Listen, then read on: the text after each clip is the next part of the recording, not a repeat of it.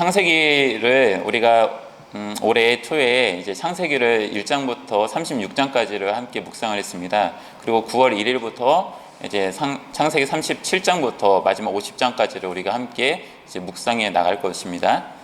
네, 오늘 우리가 중점적으로 다룰 부분은 그래서 9월 묵상 본문인 37장부터 50장까지입니다. 다만 이 단락을 말하기에 앞서 창세기 전체에 대한 아주 그냥 짧은 좀 소개를 좀 설명을 드리고 시작하려고 합니다. 창세기는 톨레도트라고 하는 이 단어가 참 중요한 것 같아요. 톨레도트라고 하는 히브리어인데 이거는 족보, 세대, 그러니까 후의 자손 뭐 이런 걸 말하는 거고요. 그다음에 이야기, 가족사, 또 족장 내러티브와 같이 번역될 수 있습니다. 그러니까 톨레도트라고 하는 이 히브리어 단어가 원래는 동사 나타라는 것에서 유래된 단어인데 이것이 창세기에 10번이 기록이 되어 있어요. 창세기 전체를 놓고 보면 1장부터 50장 사이에 이 톨레도트라고 하는 단어가 10번이 등장합니다. 대체로 우리는 이것을 족보로 알고 또 번역이 되어 있습니다. 10개의 톨레도트. 근데 이 10개의 톨레도트가 어디 나와 있는지를 한번 좀 살펴보면 이렇습니다. 이 10개가 창세기 2장 4절, 5장 1절, 6장 9절 쭉 이렇게 나와 있습니다. 이렇게 보면 여러분들 잘 모르시겠죠? 이게 뭐야? 어디에 뭐 이게 왜 나온 거야? 이게 잘 모르시겠죠? 자, 그것에 대한 간단한 설명을 이렇습니다. 이 단락이 나온 곳의 내용은 첫 번째가 창조 이야기예요. 창조 이야기. 2장 4절에서 하나님이 천지를 창조하신 두 번째 창조를 다루고 있는 부분인데 거기에서 이 톨레도트를 사용하고 있습니다. 하나님께서 세상을 창조하신 것에 대한 이야기를 시작하면서 이 톨레도트를 쓰고 있다는 거예요. 독특하죠. 우리는 이것이 사람 사이의 어떤 그 족보에 대한 이야기로만 생각했는데 하나님이 천지를 창조하신 것도 하나님이 만드신 그 이야기 속에 또 톨레도트라고 하는 단어로 포함되어서 나오고 있습니다. 두 번째, 아담의 가족사, 또 노아의 가족사, 노아의 아들들의 가족사, 그리고 셈의 가족사, 데라의 가족사, 이스마엘의 가족사, 이삭의 가족사, 에서의 가족사, 야곱의 가족사, 이렇게 톨레도트라고 하는 단어가 이 창세기 안에 10개의 단락에서 발견이 됩니다. 자, 이 부분을 또 이렇게도 볼 수 있을 것 같아요. 이렇게 가운데로 중간에 딱 나눌 수 있습니다. 10개니까 앞에 5개와 뒤에 5개를 나눠볼 수 있겠죠. 이렇게 했을 때 어떻게 되냐면요. 첫 번째 앞에서 1번부터 5번째까지 이 톨레도트는 우리가 소위 말하는 1장부터 11장 사이에 나와 있는 원역사라고 하는 파트에서 이 톨레도트가 다뤄지고 있고요.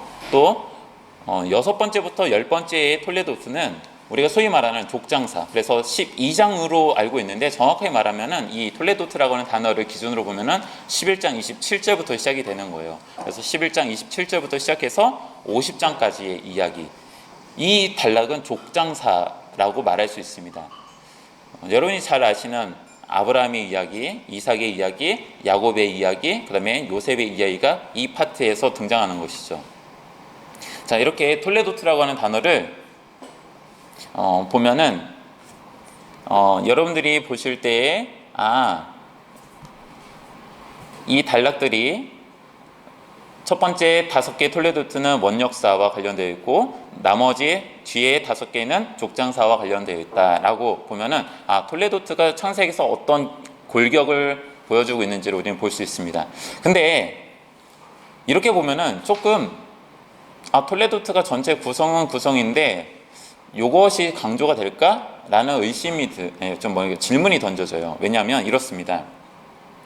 자, 지금 각 톨레도트가 사용되고 있는 단락을 구분을 이렇게 줘놨는데 이거를 이렇게 봐야 돼요. 분량상으로. 창세기에 있는 내용의 분량상. 아까 말씀드린 이 1장부터 11장 26절까지의 원역사 파트가 첫 번째 단락이고요. 그 다음에 두 번째 파트는 이제 데라의 가족사와 이스마엘의 가족사, 그리고 세 번째 파트는 이삭의 가족사와 에서의 가족사, 그리고 네 번째는 야곱의 가족사로 구분될 수 있습니다. 자, 이걸 이렇게 다시 한번 말할 수 있어요. 첫 번째 원역사는 오래된 이야기로서 분량으로 따졌을 때, 그러니까 몇 장부터 몇 장이라는 그 분량으로 따졌을 때 대략 한 11장이 되고요. 두 번째, 데라의 가족사와 이스마엘의 가족사는 아브라함의 이야기로 우리가 소위 알고 있습니다. 그래서 아브라함과 관련된 이야기로 알려져 있는데 이 분량이 총 그냥 대략 보면은 한 14장 정도가 돼요. 그리고 이삭의 가족사와 에서의 가족사, 이 파트가 우리가 소위 말하는 야곱 이야기하고 관련되어서 나오는데 이것도 한 11장 정도의 분량이 됩니다. 그리고 야곱의 가족사, 우리는 소위 요셉 이야기로 우리는 알고 있어요. 이것이 대략 한 14장 정도가 이제 이렇게 분량을 차지하고 있습니다. 그래서 창세기 전체를 놓고 보면 11장, 14장, 11장, 14장 요 정도의 분량으로 지금 구분해서 총 4개로 구분해서 볼 수 있습니다. 원역사에 대한 이야기는 창세기 앞에 있는 파트에서 다뤄질 부분이라서 오늘은 좀 거론하지 않고요. 우리가 오늘 9월 달에 있는 본문하고 관련되어서 이 요셉 이야기가 37장부터 50장까지가 요셉 이야기인데 이 요셉 이야기와 관련되어 있는 것을 중점적으로 보려고 합니다. 근데 이 요셉 이야기를 보기 위해서는 조금 앞에서부터 시작해야 돼요. 뭐냐면 아브라함의 이야기부터 시작을 해야 돼요. 아브라함 이야기 전체를 다 다룰 수는 없고요. 창세기 12장 1절부터 3절을 보면 이렇게 말씀이 있습니다. 여러분 눈으로 같이 한번 읽어보시면 좋겠습니다. 여호와께서 아브라함에게 이르시되 너는 너의 고향과 친척과 아버지의 집을 떠나 내가 내게 보여줄 땅으로 가라. 내가 너로 큰 민족을 이루고 내게 복을 주어 내 이름을 창대하게 하리니 너는 복이 될지라. 너를 축복하는 자에게는 내가 복을 내리고 너를 저주하는 자에게는 내가 저주하리니 땅의 모든 족속이 너로 말미암아 복을 얻을 것이라. 아브라함에게 주신 하나님의 언약을 다루고 있는 부분이 바로 이 12장 1절부터 3절에 있는 내용이죠. 이 내용을 보면은 아브라함에게 주신 하나님의 약속의 어떤 요소들을 좀 구분해 볼 수가 있습니다. 첫 번째는 땅입니다. 하나님이 아브라함에게 땅이라는 것을 약속하셨다라는 거예요. 특별히 우리는 그것이 가나안 땅이라고 우리는 결과론적으로 가나안 땅이야라고 우리는 알고 있습니다. 자, 두 번째 약속하신 것은 하나님께서 아브라함에게 큰 민족을 이루게 하시겠다라고 하는 약속을 하셨다는 것이죠. 이것을 우리는 자손에 대한 이야기 혹은 씨라는 표현으로도 볼 수 있습니다. 이 씨라는 표현이 히브리어 단어로 볼 때 씨나 자손이나 같은 의미를 갖고 있어요. 자, 씨에 대한 이야기. 자, 그리고 나서 하나님이 또 아브라함에게 하시는 이야기가 내게 복을 주겠다라는 거예요. 아브라함에게 복을 주겠다. 그리고 너는 복이 될지라. 그리고 또 뒤에 보면은 또 복에 대한 이야기가 나요. 너를 축복하는 자에게는 내가 복을 내리고 이렇게 표현을 하고 있죠. 그리고 여기에서 보면은 이 복이라는 단어가 계속 언급되고 있어요. 자, 복이 무엇이냐라는 측면을 우리가 좀 더 살펴봐야 할 필요가 있을 것 같습니다. 자, 이렇게 첫 번째가 땅, 두 번째가 큰 민족, 그러니까 자손에 대한 씨에 대한 이야기고 세 번째가 복에 대한 약속입니다. 여기까지가 아니라 하나가 더 있어요. 뭐냐면 그 맨 마지막 단락 3절 부분인데 너를 축복하는 자에게는 내가 복을 내리고 너를 저주하는 자에게는 내가 저주하리니 땅의 모든 족속이 너로 말미암아 복을 얻을 것이다 라고 하는 이 파트에서 보면은 하나님이 아브라함에게만 복을 주시는 것이 아니라 아브라함으로 인하여 다른 이들에게 이방 민족에게 열방에게 복을 주시겠다라는 약속까지 여기에 포함이 된다라는 것이죠. 그래서 단순히 이것이 아브라함 개인에게만 주신 약속이 아니라 더 넓은 의미에서 볼 수 있는 거예요. 요거를 이렇게 표현할 수 있을 것 같아요. 아브라함 언약의 4가지 요소는 첫 번째 땅이고 두 번째 씨고 그 다음에 세 번째 복 그리고 네 번째 열방의 복이다라는 것이죠. 자, 아브라함의 이야기로부터 시작되는 이유는 창세기 아브라함 이야기가 가장 우리가 알고 있는 아브라함 이야기가 가장 많고 그 다음에 이야기는 야곱의 이야기예요. 이삭의 이야기가 있는데 이삭은 사실 그렇게 비중 있게 다뤄지지는 않습니다. 야곱의 이야기가 비중이 좀 크고요. 또 세 번째 요셉의 이야기가 비중이 큽니다. 근데 우리가 아브라함, 이삭, 야곱 그 다음에 요셉 이렇게 많이 좀 이렇게 뭐라 인지되어 있어서 이삭을 여기다 포함은 시키지만은 그냥 문헌적으로 볼 때, 그러니까 창세기에 있는 어떤 그 구조나 이런 걸로 봤을 때 이삭은 그렇게 중요성이 조금 강하진 않아요. 좀 떨어져요.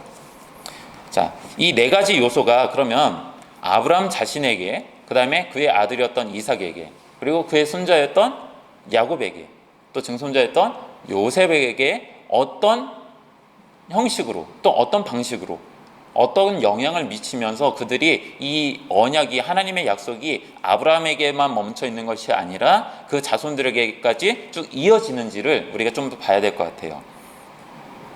그래서 요거를 그냥 간단하게 이렇게 좀 도표로 좀 제시를 드렸습니다. 나눠드린 그 강의안을 보시면 더 잘 보이실 것 같아요. 화면에는 글씨가 작아서 좀 안 보이실 것 같고요. 줌으로 보시는 분들한테 메일로 강의안을 보내드렸습니다. 확인하시면 되겠습니다. 나중에 보셔도 되고요. 자, 첫 번째 아브라함의 이야기에서 보면은 이 땅이라는 측면이 어떻게 다뤄지고 있는지, 자, 땅이라는 이야기로 보면 이렇습니다. 땅이라는 첫 번째 그 요소를 가지고 아브라함 이야기에서 보면은 아브라함은 하란이라는 곳에서 출발을 해가지고, 물론 그 아버지인 데라 있죠. 데라가 우르에서부터 하란으로 간 다음에 거기에서 멈춰서 거기서 거주하게 됩니다. 그리고 그곳에서 하나님이 이 아브라함을 부르시는 이야기로 되는 거죠. 그래서 아브라함의 이야기로 보면 하란에서 가나안으로 가는 여정이에요. 첫 번째가. 그리고 가나안에 도착한 이후에 다시 그 이야기들의 전개 속에서 보면은 이 아브라함은 가나안에만 머물러 있는 것이 아니라 이집트 혹은 그랄이라고 하는 이 블레셋의 땅으로 또 갔다 오는 이야기가 있죠. 그곳에 가면은 좀 어려움이 처해져요, 항상. 그러다가 마지막으로 다시 가나안으로 와가지고 자신의 아내 사라가 죽었을 때에 이 막벨라 굴을 구입하게 됩니다. 돈을 주고서 사게 되죠. 그곳이 나중에 붙여진 이름이 헤브론이라고 하는 지명입니다. 자, 이렇듯 아브라함의 이야기 속에서 땅에 대한 이야기는 하란이라는 어떤 곳과 또 가나안, 큰 그 지명으로서의 가나안, 그 다음에 가나안에서 이집트 혹은 그랄을 갔다 오는 이야기, 또 자신이 막벨라 굴, 헤브론, 나중에 이제 헤브론이 되는 이곳을 자신이 구입하는 이야기가 아브라함 이야기에 등장하고요. 이삭의 이야기에서는 좀 유사한 이야기 여러분 기억하실 거예요. 아버지 아브라함도 이집트 땅에 갔을 때 왕에게 자신의 아내를 누이라고 속였던 이야기 기억나시죠? 그리고 그랄 땅에 갔을 때 아비멜렉에게 그곳에서도 자기 아내를 누이로 속이는 이야기가 아브라함에게 2번이나 있었습니다. 그게 가나안과 이집트 그랄 여기를 왔다 갔다 하는 이야기가 바로 그 이야기거든요. 근데 이삭에서도 가나안에서 그랄을 갑니다. 근데 이때 하나님께서 마치 이집트는 가지 말고 그랄에 있어 라는 식으로 이제 말씀을 하시죠. 그래서 그랄에 가는 이야기가 이삭에게도 반복되고요. 그리고 이삭은 이제 결혼 후에, 그러니까 아버지의 그늘에서 벗어난 이후에 이제 브엘세바에서 거주하게 됩니다. 자, 브엘세바도 이제 약속의 우물 뭐 이런 의미가 있는 건데, 그 브엘세바에서 이삭이 거주하고, 자, 그 다음에 야곱의 이야기에서 땅은 이런 이야기가 나오죠. 아버지 이삭이 거주하던 그 브엘세바에서 야곱이 형과의 관계에 문제가 생겨가지고 도망을 가야 되는 상황이 되죠. 그래서 간 곳이 어디냐면 하란이에요. 하란을 갑니다. 근데 가는 그 하란으로 가는 과정 가운데 자기가 머물러서 잠을 잤는데 그곳에서 꿈을 꾸죠. 그곳에서 만난 하나님을 경험하고 그곳의 이름을 벳엘이라고 집니다. 하나님의 집이라는 의미죠. 베델이라고 이름을 지어요. 그래서 브엘세바 베델 하란이라는 어떤 과정이 나와요. 그리고 다시 나중에 시간이 흘러가지고 야곱이 다시 고향으로 돌아올 때에 하란에서 출발하여 이제는 가나안으로 돌아오는 여정인데, 이때 올라갈 때는 베델을 거쳐서 지나가지만 내려올 때는 분이엘, 그러니까 약복강 쪽으로 이게 가게 됩니다. 약복강 쪽으로 가서 그곳에서 하나님을 만나고 그곳의 이름을 분이엘이라고 이제 이름을 짓죠. 그러고서 다시 가나안으로 오는데 이제 형 에서를 만나죠. 에서를 만나고 나서 형은 내가 있는 형 에서가 살고 있는 세일이라고 하는 땅으로 이제 가자고 합니다. 그런데 이 야곱은 형을 따라가지 않고, 그래서 보면은 약간 뉘앙스는 형을 의심하고 다른 쪽으로 가려고 하는 것처럼 보여져요. 그래서 간 곳이 세겜이라고 하는 가나안 땅의 세겜입니다. 근데 그곳에서도 문제가 생기죠. 자기 딸 디나에게 이제 그 세겜의 추장의 아들이 이제는 자기 딸 디나를 이제 겁박하는 이야기가 나오고 나서 자기의 이 야곱의 아들들 중에서 이제 레위와 시므온이 가가지고 그 세겜 땅에 있는 모든 사람들을 다 죽여버리는 그런 비극이 일어나죠. 그로 인해서 이 야곱이 그 세겜 땅을 떠나서 다른 곳으로 찾아갑니다. 그게 어디냐면 베델이죠. 처음에 하나님을 만났던 장소인 베델로 가게 됩니다. 자, 네 번째 요셉 이야기로 넘어가가지고, 요셉 이야기에서 땅은 가나안 땅에 머물던 이 요셉이 이집트로 팔려가는 이야기예요. 형들에 의해서 이집트로 팔려가죠. 그리고 그곳에서 끝나요. 자, 창세기는. 자, 요거는 이제 뒤에 부분에서 다시 좀 이야기를 할 겁니다. 자, 이렇게 족장들의 이야기 속에는 땅이라는 어떤 이야기가 계속 전개되고 있어요. 그냥 이것이 그냥 살면서 그냥 거쳐가는 어느 하나의 장소로만 볼 것이냐, 아니면 이들에게 약속하신, 특별히 아브라함에게 약속하신 이 땅이라고 하는 이 주제를 가지고 그 족장들이 계속해서 어느 한 지점을 향해서 계속 이렇게 전진하고 있느냐, 혹은 전진하지 않고 후퇴를 하거나 아니면 다른 곳으로 엇나갔을 때에 그들의 삶은 어떻게 되는가, 이런 부분들을 우리가 말씀을 보면서 조금 깊이 생각해 볼 수 있을 것 같아요. 자, 그리고 두 번째 요소는 C, 자손에 대한 이야기입니다. 아브라함의 이야기에서 하나님이 자손을 아주 많이, 하늘의 별과 같이 바다의 모래같이 많게 해주시겠다는 약속을 했음에도 불구하고 아브라함에게는 이 난임의 문제가 있어요. 자신의 정부인인 이 사라가 아이를 낳지 못하는 이야기죠. 그리고 그의 아들 이삭도 사실 난임의 문제가 있습니다. 자, 그 성경에 있는 구절들을 좀 살펴보면은 아브라함이 하나님을 만나서 하란에서 가나안으로 갈 때의 나이가 75세라고 그랬는데, 자신이 이제 자신의 아들이, 특별히 이제 이삭이죠. 이삭이 낳았을 때의 나이가 99세에 임신을 해가지고 100세에 낳았잖아요. 그러니까 약 25년 정도의 시간이 소요가 되는 거예요. 약속을 받고 나서 진짜 약속의 아들을 받기까지 25년이 소요가 됩니다. 반면 이삭은 이 과정이 되게 그 설명이 축소되어 있어요. 그래서 40세에 결혼을 했는데 아이를 낳지 못하다가 그냥 기도를 했더니 아이가 그냥 딱 나온 것처럼 이야기해요. 근데 그 이야기, 아이를 낳았을 때의 나이가 60세예요. 그러니까 대략 20년 정도 기다린 거예요.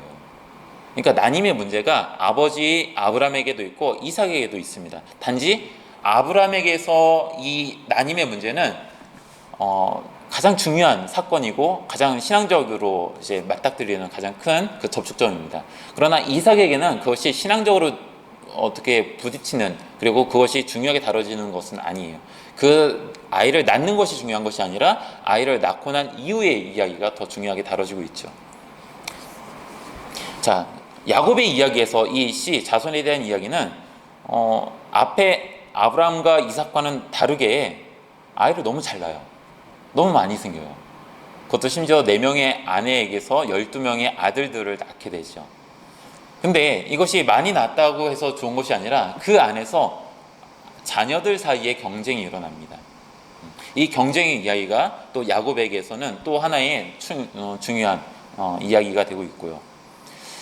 이것이 이제 요셉 이야기에서는 이 씨라는 것이 조금은 다른 관점인데, 이것은 생존이라는 어떤 맥락에서 우리가 보면 좋을 것 같습니다. 자손, 그러니까 요셉의 자손인 에브라임과 므낫세인데, 이 자손들은 그냥 아주 어려움 없이 그냥 둘을 낳고 잘 사는 이야기예요. 하지만 이것이 중요한 것보다는 이 요셉으로 인하여 아버지의 형제들이 어떻게 생존해 가는가의 관점이 더 투영된다라고 볼 수 있습니다. 자, 이렇게 아브라함, 이삭, 야곱, 요셉의 이야기가 있는데요. 근데 여기에 자손, 씨에 대한 이야기에 또 하나의 어떤 중요한 모티프가 하나가 있습니다. 뭐냐면 장자와 차자의 이야기입니다. 장자권으로 볼 수도 있는데요. 아브라함의 이야기에서 장자와 차자, 아브라함의 아들 이삭만 생각하시는데 사실은 먼저 낳은 아들이 있잖아요. 이스마엘. 원래는 장자로 본다면 이스마엘이 장자인데도 불구하고 이 둘째 아들인 이삭에게 그 장자권이 넘어가는 이야기가 아브라함에게 있고요. 또 이삭에게는 에서와 야곱 쌍둥이를 낳았죠. 근데 이 쌍둥이가 서로 장자권을 놓고서 싸우는 이야기가 나옵니다. 그리고 야곱의 이야기에서는 야곱 12명의 아들들이 있는데 그래서 장자권이 원래는 르우벤에게, 첫째 아들인 르우벤에게 가야 되는데 그렇지 않아요. 창세기에서는 이 장자권의 이야기가 다른 쪽으로 흘러갑니다. 그리고 요셉의 이야기에서는 에브라임과 므낫세와 에브라임의 두 아들이 있죠. 근데 이게 나중에 이제 요셉이 뒤에서 또 말씀드리겠지만 아버지 야곱에게 축복을 할 때 이 장자권이 바뀌어 버려요. 이렇듯 이 족장들의 이야기 속에서 보면은 다 한결같이 혈통적으로 봤을 때 장자가 장자의 역할을 하지 못하게 되는 이야기들이 있습니다. 장자가 아닌 다른 누군가가 장자의 권리와 그 역할을 해가는 이야기가 족장들의 이야기 속에 계속해서 등장하고 있어요. 자, 아브라함의 언약 네 요소 중에 세 번째 요소는 복입니다. 복. 아래쪽에 제가 이제 설명을 좀 해놨는데요. 이 바라크라고 하는 히브리어 단어입니다. 이 바라크라고 하는 히브리어 단어가 우리말 성경에서 복으로, 축복 혹은 복으로 번역이 되어 있습니다. 바라크라고 하는 단어의 원형, 이게 동사인데 동사의 원형은 무릎을 꿇다, 꿇어 엎드리다, 절하다이에요. 자, 한번 보세요. 바라크라고 하는 이 단어의 원래의 의미는 무릎을 꿇다, 꿇어 엎드리다, 절하다 라는 의미를 갖고 있어요. 근데 이것이 누구에게 사용되어지느냐에 따라서 어떤 맥락에서 어떻게 사용되어지느냐에 따라서 복이라는 개념으로 바뀌어버리는 거예요. 자, 여러분이 생각하는 복은 무엇입니까? 여러분이 자신의 삶 가운데 내가 복이라고 생각하는 거 다 있으실 것 같아요. 난 하나님에게 이런 복을 받고 싶어. 나는 하나님에게 이런 복을 받고 싶어. 어떤 이는 물질의 복을 이야기할 수도 있고요. 어떤 이는 장수의 복을 이야기할 수도 있고요. 건강의 복을 이야기할 수도 있습니다. 또 자녀의 복을 이야기할 수도 있죠. 근데 적어도 히브리어 단어로 본다라고 한다면 가장 큰 이 복의 으뜸은 바로 뭐냐면 하나님을 만나는 거예요. 하나님 앞에 무릎을 꿇는 거고요. 하나님 앞에 그 앞에 절하는 거예요. 경배하는 거죠. 예배하는 것이죠. 자, 이것이 그럼 예배가 복이냐? 자, 이 단어가 갖고 있는 맥락의 의미를 잘 생각해 보셔야 돼요. 여러분, 가장 큰 복은 적어도 히브리어 단어가 말하고자 하는 가장 큰 복은 이런 거죠. 내가 하나님을 만나서 그분 앞에 엎드릴 때에 가장 큰 복이 나에게 있다라는 거예요.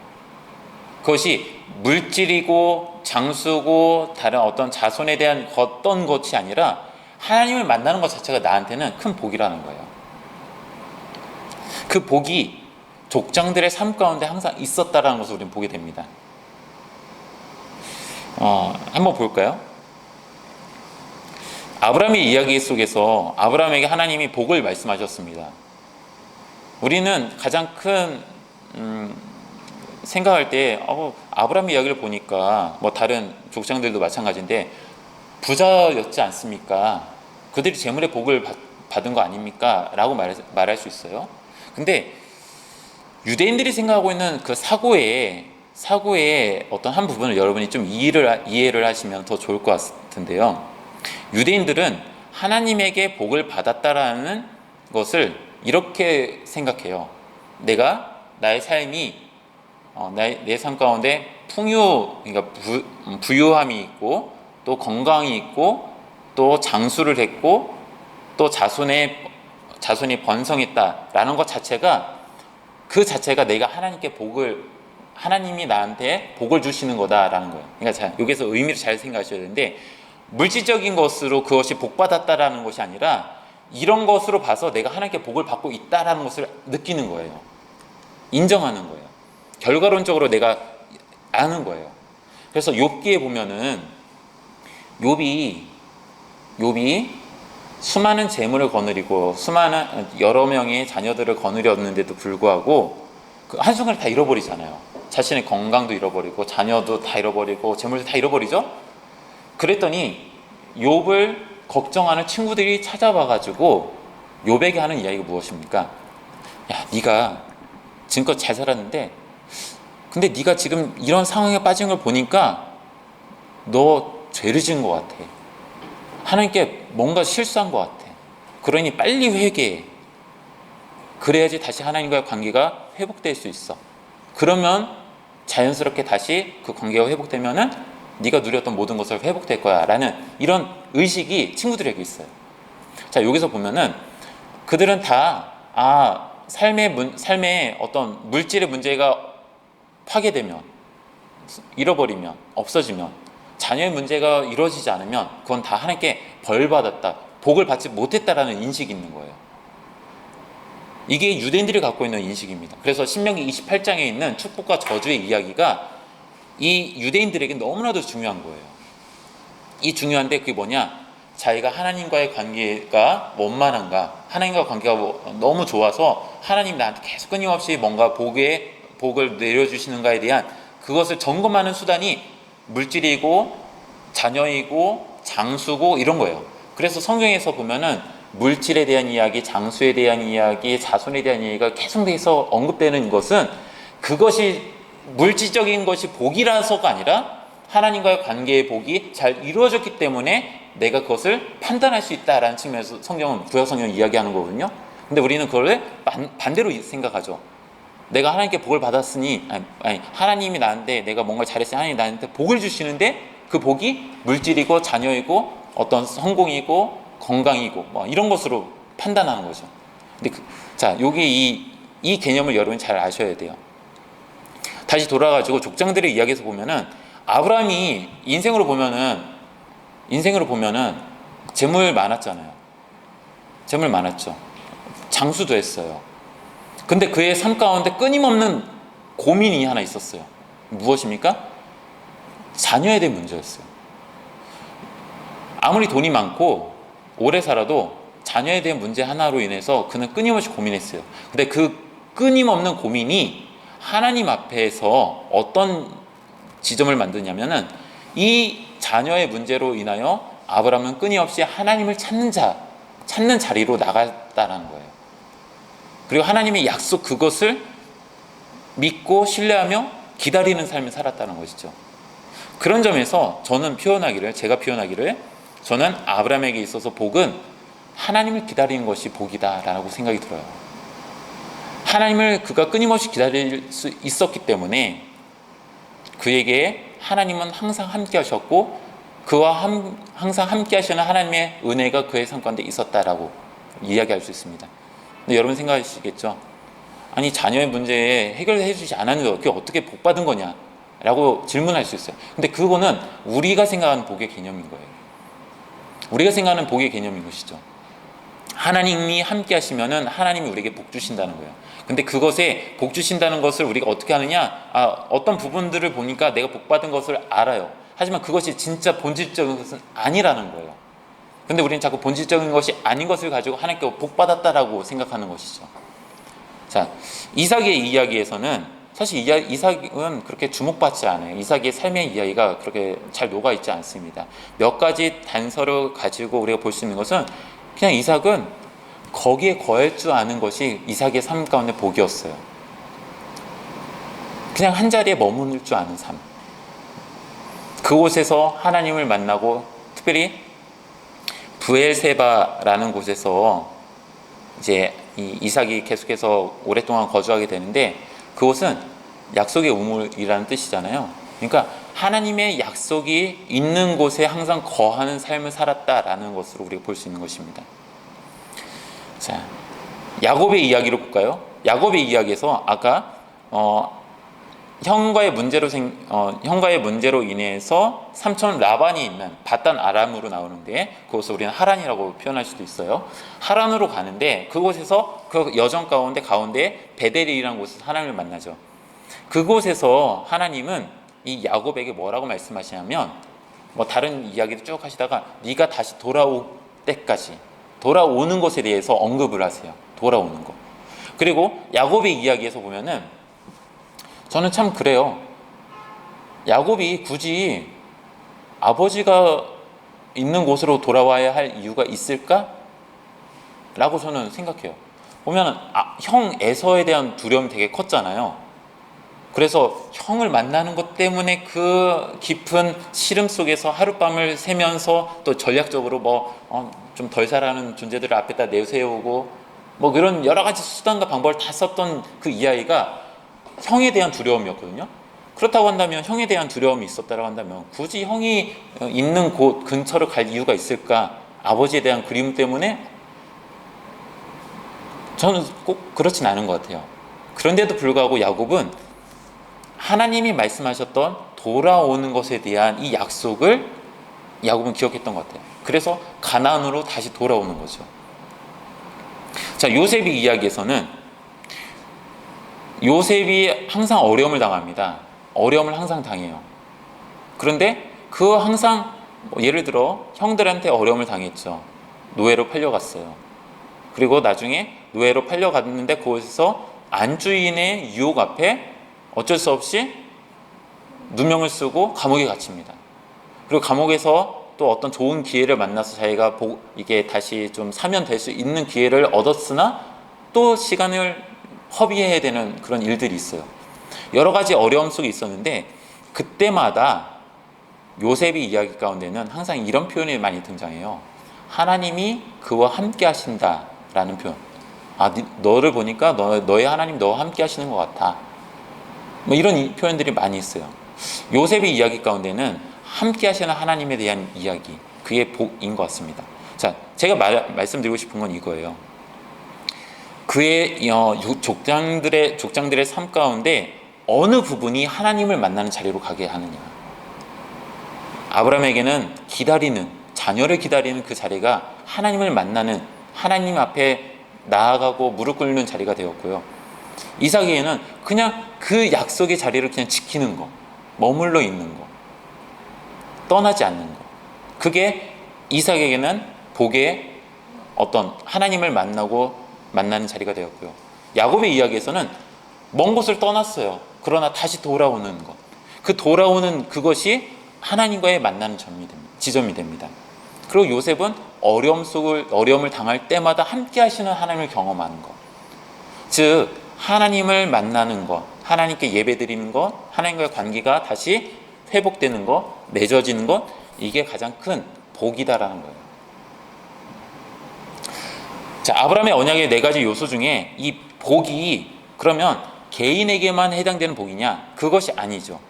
열방을 향한 복으로 넘어가는 것을 창세기는 이야기하고 있습니다.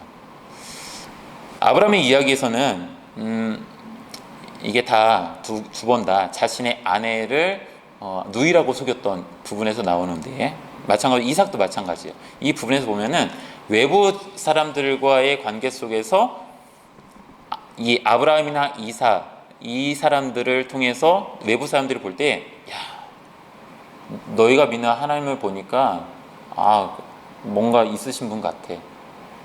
그것을 인정하는 단락들이 나와요. 그래서 실제로 그들이 하나님을 믿느냐 안 믿느냐, 하나님을 믿는 신앙을 갖느냐 안 갖느냐의 이것을 떠나서 하나님을 인정하고 하나님을 알아갈 수 있는 계기를 마련해가는 지점들이 생깁니다. 그게 뭐냐면 아비멜렉과의 계약, 이거는 아브라함이나 이삭 다 동일한 이름으로 나오는데, 그 외부 자신들을 좀 두렵게 했던, 아브라함을 두렵게 했던 이집트의 왕이나, 그리고 그랄의 왕, 또 이삭에게도 그랄의 왕이죠. 이 자신들을 두렵게 했던 그들에게 자신이 믿는 하나님이 등장하셔서 그들과의 관계 속에서 하나님을 보여주시는 순간들, 근데 그것이 또 열방을 향한 하나님을 알리는 계기가 되고, 그게 또 열방을 향한 복의 어떤 흐름으로 나가고 있다는 것이죠. 야곱의 이야기도 또 비슷해요.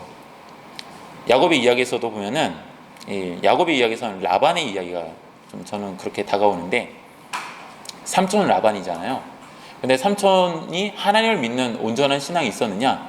좀 어려워요. 거기 보면은 다른 우상을 섬긴 것처럼 나오죠. 그럴 만한 여지가 분명히 있습니다. 좀 이따가 그건 또 설명을 드리겠습니다.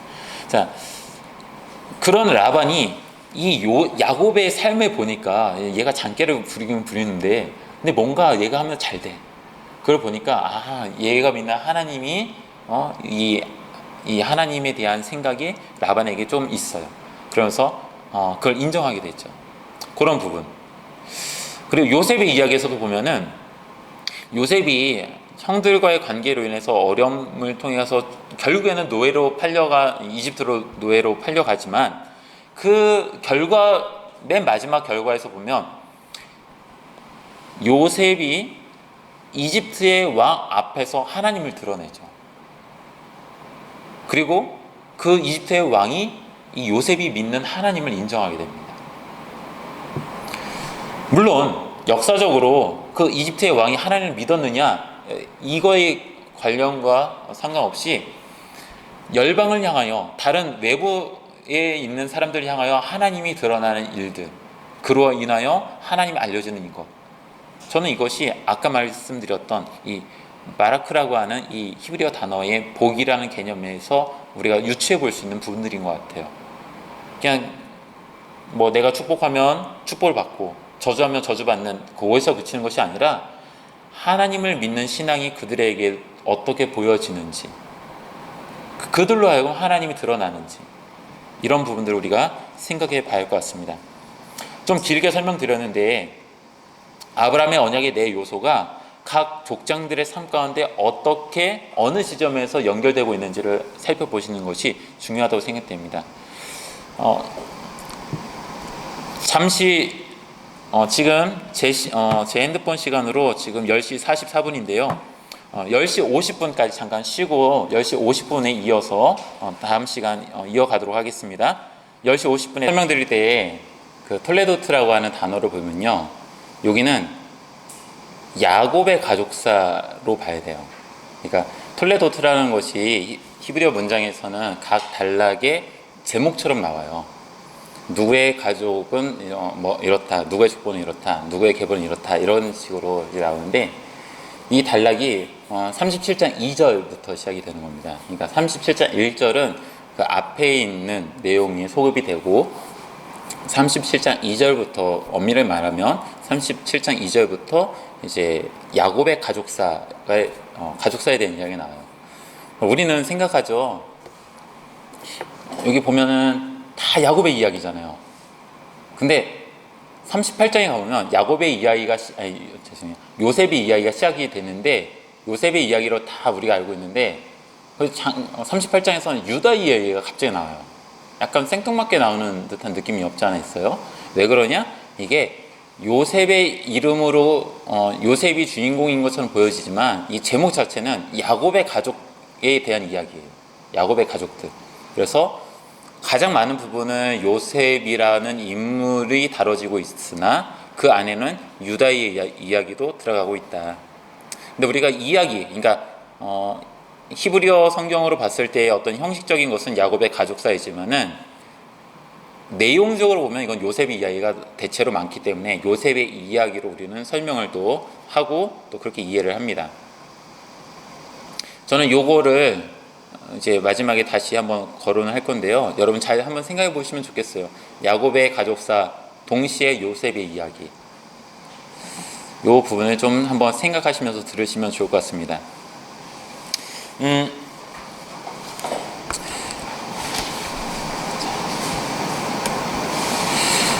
37장에 보면은 이런 이야기가 나옵니다. 싸움에 대한 이야기. 뭐 싸웠다라고 표현할까요? 싸웠다라고 하기는 좀 그렇고 어쨌든 이 형제들 사이에 야곱의 12명의 아들들 그 사이에 좀 분열이 있고 또 조금 어떤 왕따가 있는 것 같아요. 그 대상은 요셉이죠. 왕따의 대상은 요셉입니다.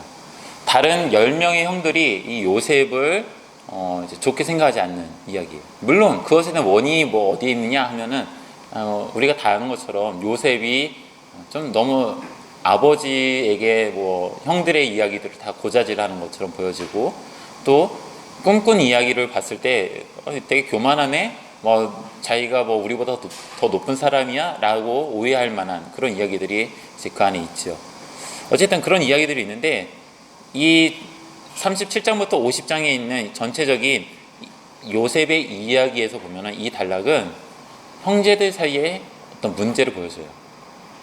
아까 그 네 가지 요소에 대해서 말씀드릴 때에 야곱 파트에서 그 자손에 대한 이야기는 경쟁이었습니다. 경쟁.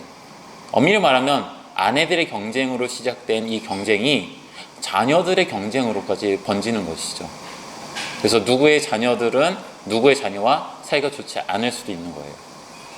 특별히 라헬의 자녀인 이 요셉은 그의 개인적인 성품이 어떠하든지 간에 다른 이들과 좋은 관계를 맺고 있지 못하다라는 것을 우리는 보게 됩니다.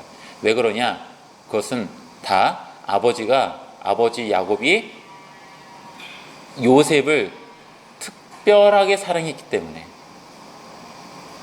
아버지 야곱이 요셉을 다른 어떤 형제보다 더 특별하게 생각했기 때문에 문제가 불거진 것 같아요. 자, 38장은 죄송합니다. 이 37장에서 그런 상황 속에서 이 형들이 요셉을 좋게 생각하지 않고 기회가 주어지자 요셉을 원래는 죽이려고, 모르겠어요. 원래 처음부터 죽이려고 했는지는 모르겠어요.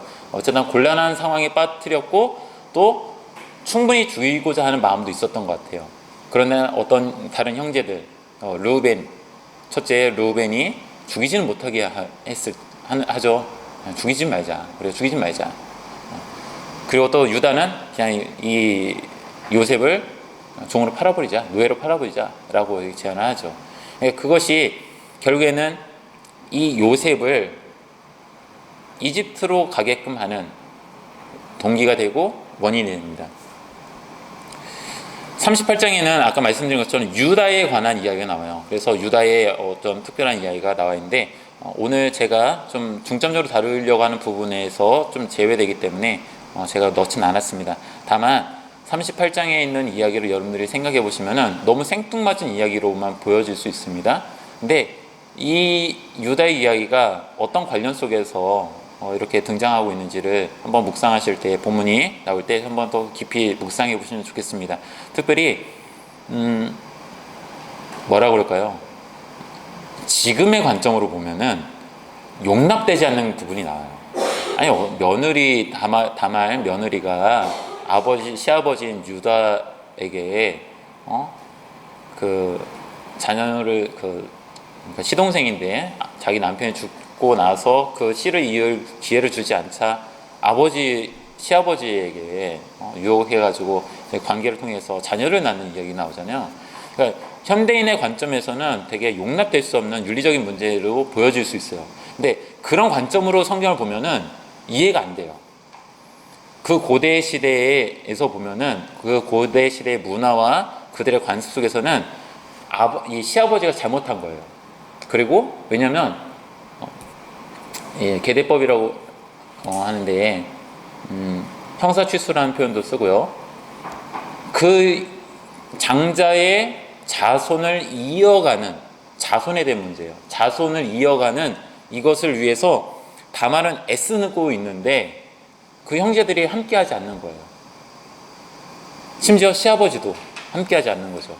근데 이게 성경에만 있느냐? 고대 근동에 있는 대체의 문화권에선 이런 관습이 있었어요. 그것을 당연하게 여겼어요. 그런데 유다는 그것을 좀 두려워했죠. 그 두려움에 쌓여있는 유다, 그리고 오히려 더 적극적으로 나가서 그 자손을 이어가려는 분명한 의지가 있는 다말. 그래서 아까 그 아브라함의 네 가지 요소가 있었죠. 언약의 네 가지 요소. 그래서 자손에 대한 이야기가 유다에게서는 이렇게 흘러간다라는 것을 여러분 한번 보시면 좋겠습니다. 물론 아까 설명드린 것처럼 현대적인 윤리적인 관점에서 보면 용납될 수 없는 부분이에요.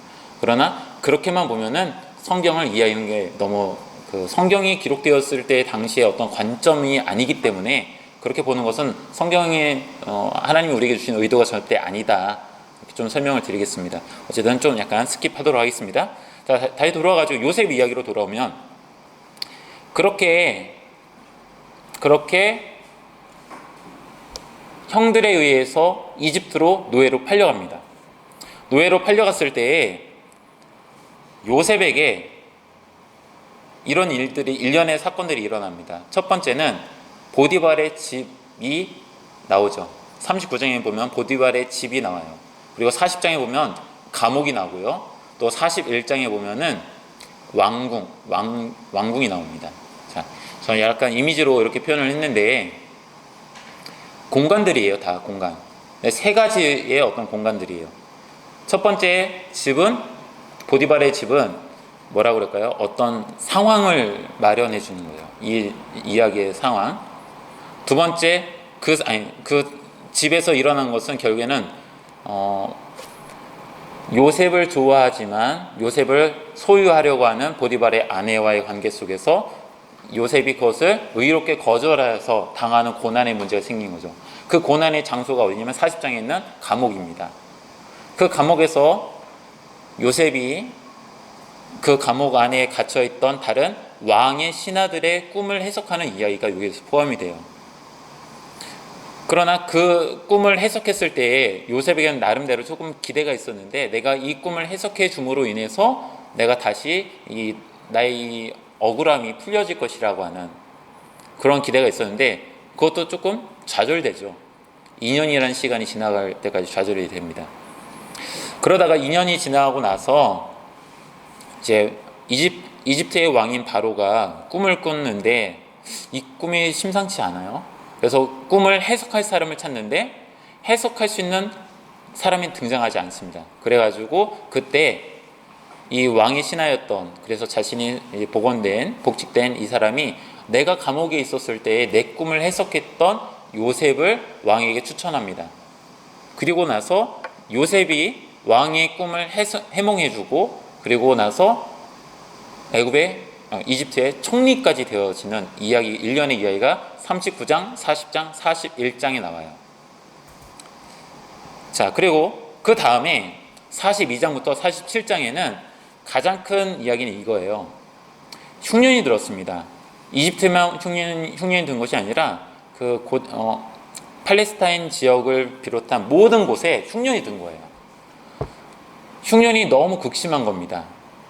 그래서 가나안 땅에 있었던 아버지 야곱이 자신의 아들들에게 특별히 요셉은 사라져서 없었고 그 다음에 베냐민은 절대 내보내지 않죠. 막내인.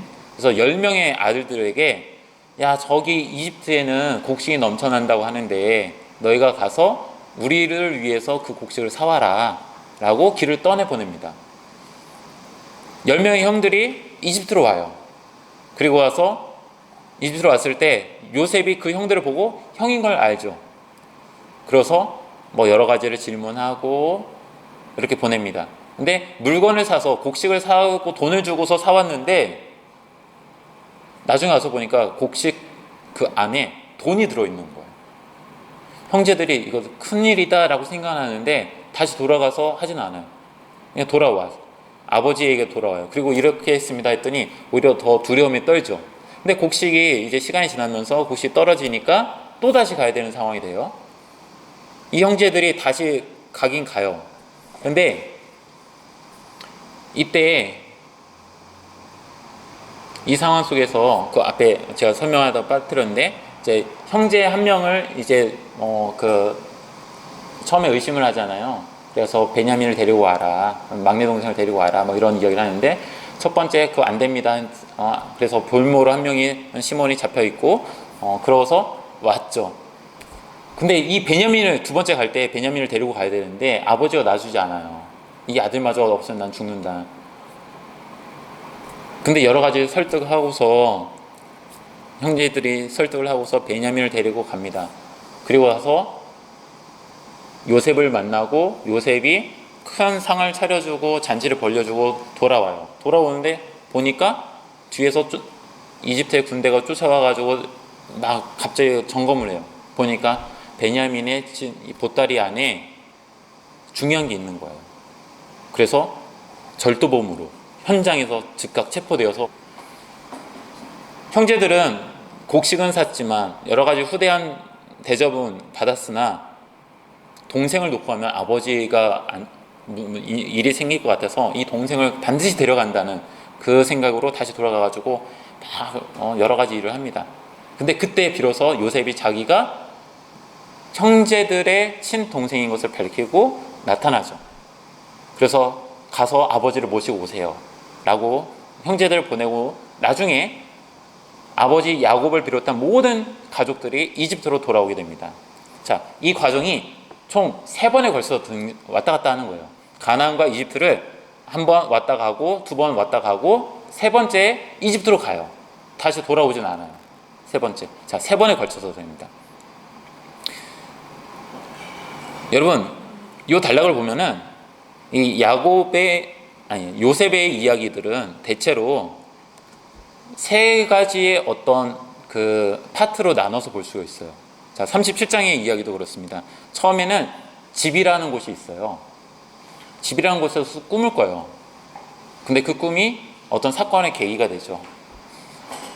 장소가 바뀌어서 들판으로 나갑니다. 아버지가 형들이 있는 곳에 양과 염소를 치는 곳으로 요셉을 보내죠. 들판으로 나가요. 근데 그 들판에서 요셉은 어려움을 당합니다. 2번째는 어려움을 당해요. 3번째는 노예로 팔려가요. 그리고 새로운 환경으로 가게 해요.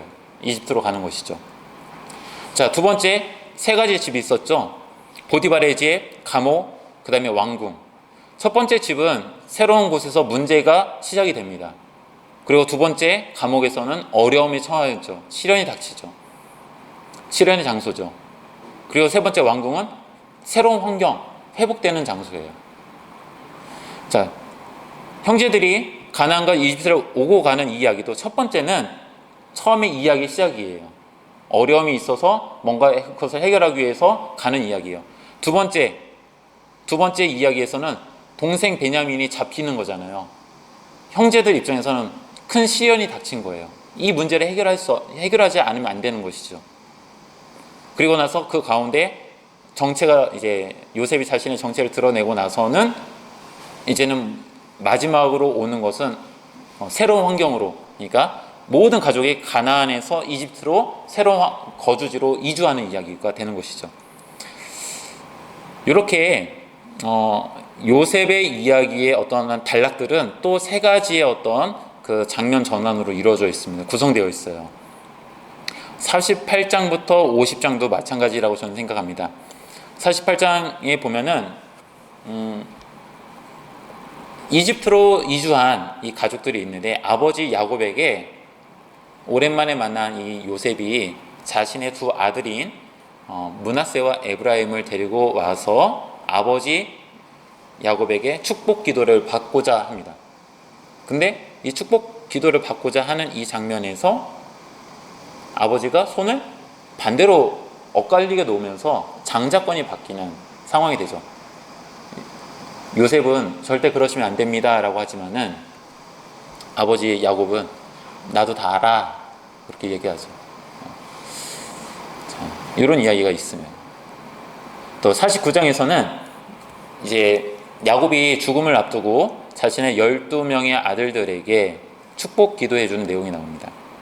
그리고 50장은 야곱의 죽음이 등장해요. 야곱이 이제 죽게 돼요. 그리고 이 아버지의 죽음으로 인해서 10명의 형들이 두려움에 떨고 있어요. 그동안 아버지가 살아계셔서 요셉이 자신들에 대한 노여움을 숨기고 있었지만 이제는 아버지도 없으니 이제 문제가 생기는 거 아니야? 라는 두려움이 있죠. 그때 이 요셉은 그 형들에게 위로하고 그들을 안심시키고 이 모든 것에 대한 자신의 어떤 신앙의 고백을 하죠. 이 모든 것은 당신들이 한 것이 아니라 하나님이 하시는 것이다. 나를 이곳으로 보낸 것도 하나님이 하신 것이다. 라는 고백을 합니다. 그리고 형제들을 진심으로 용서하는 장면이 나옵니다. 마지막 이 48장부터 50장에 있는 이 이야기에서도 그런 3가지 파트로 나눠서 생각해 볼 수 있어요. 그러면 이렇게 전체적으로 보면은 이렇습니다. 처음에는 문제가 생기는 거죠. 형제들 사이에 분란. 그러나 그것이 48장, 50장에서는 화해와 용서로 나아가는 것이죠.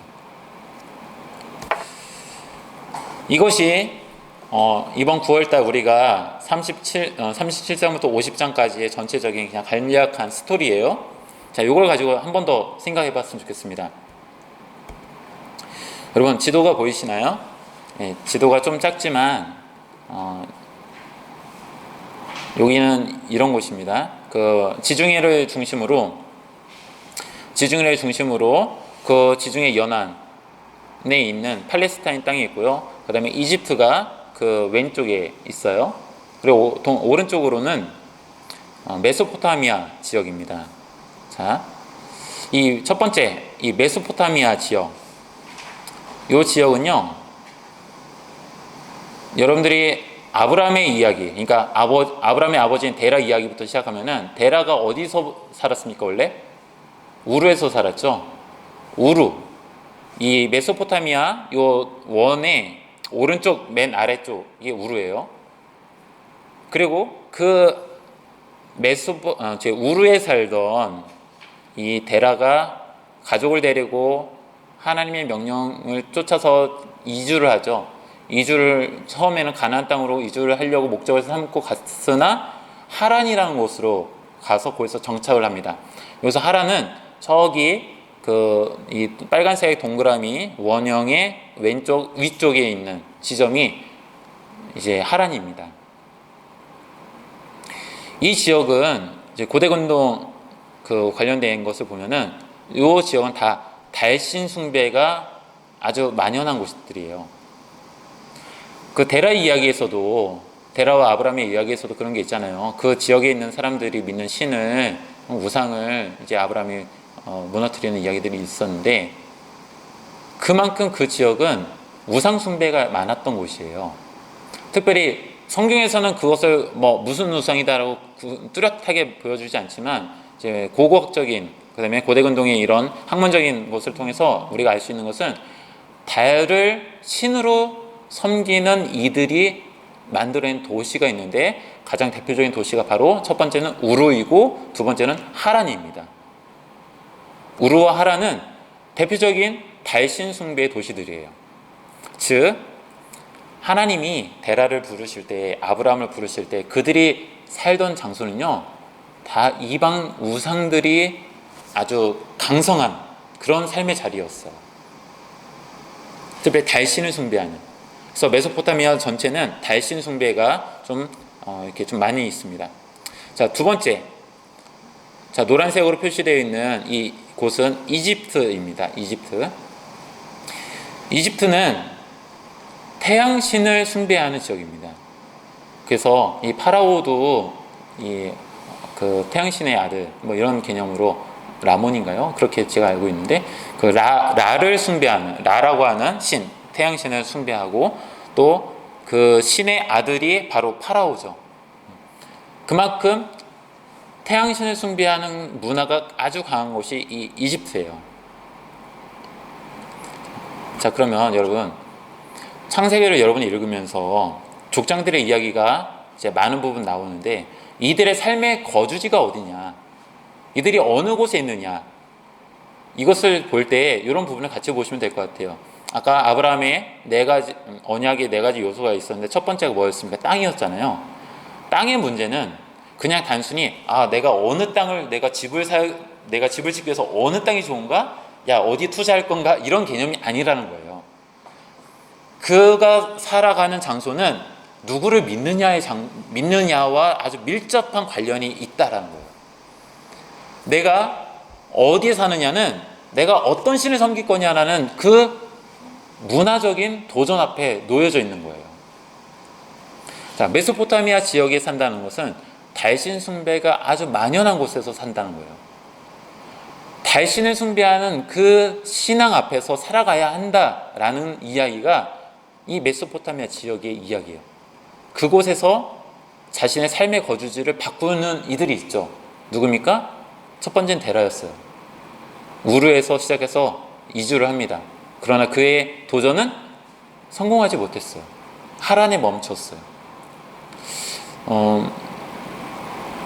이것이 학자의 어떤 그 설명한 걸 들어보면은 우르 다음에 더 발전된 도시, 그러니까 시기적으로 늦게 발전된 도시가 이 하란이라고 그래요. 어쩌면 데라는 달신을 숭배하는 자리에서 크게 떠나지 않은 거예요. 자리만 공간은 바뀌었는데 그의 삶의 신앙의 문제는 조금 어려운 거예요. 아까 요셉의 이야기를 할 때 요셉이 자신의 삼촌인 라반의 집을 가죠. 하란으로 갑니다. 하란. 자, 하란도 달신 숭배가 만연한 곳이었어요. 자, 야곱이 삼촌 라반에게서 그 결혼 문제도 있고 이제 재산 문제도 있고 해서 21년을 20년 정도를 이제 거기서 일을 하고 나올 때 도망치듯 나오잖아요. 그때 자신의 아내인 라헬이 아버지 라반 그러니까 야곱에게는 장인이잖아요. 라반의 물건 중에 하나를 가져오죠. 뭡니까? 우상을 가요. 드라빔을 갖고 와요. 그 드라빔이 하나님이냐? 글쎄 모르겠어요. 근데 이런 그 당시의 문화를 봐서는 그 드라빔은 아마 이런 우상 숭배와 관련이 깊을 거라고 우리는 생각해 볼 수 있는 거예요. 야곱에게 있어서 하나님의 복은 무엇이었습니까? 야곱에게 있어서 하나님의 복은 다른 곳을 갈지라도 돌아오는 곳이었어요. 자, 어디를 갔습니까? 하나님을 믿지 않는 삶의 자리로 간 거예요. 다른 신이 아주 강하게 사람들의 삶을 이렇게 잡고 있는 그 지역을 간 것이죠. 그곳에서 여러 가지 고생을 하지만 야곱은 늘 마음에 그리는 것이 무엇입니까? 돌아오는 거예요. 그 돌아옴의 종착지는 항상 하나님을 만난 자리였던 것이죠. 아브라함도 마찬가지죠. 하란의 아버지 데라가 머물던 그 하란에서 하나님의 음성을 듣고 길을 떠납니다. 처음부터 알고 간 건 아니었어요. 그러나 그가 도착한 곳은 가나안이었습니다. 자, 가나안. 이 가나안은 이 녹색으로 연두색으로 표시한 이 지점 가나안은 원래는 가나안 땅에 있는 토착 신들이 있어요. 그 지역에 신들이 있어요. 그 신을 숭배하는 사람들이 원래는 사는 곳입니다. 대부분 풍요의 신으로 알려진 그런 신들을 여기서 많이 좀 숭배를 했습니다. 풍요의 신. 풍요의 신은 사실 메소포타미아나 이집트나 어디나 다 있어요. 다른 이름으로 존재할 뿐이지 다 있습니다.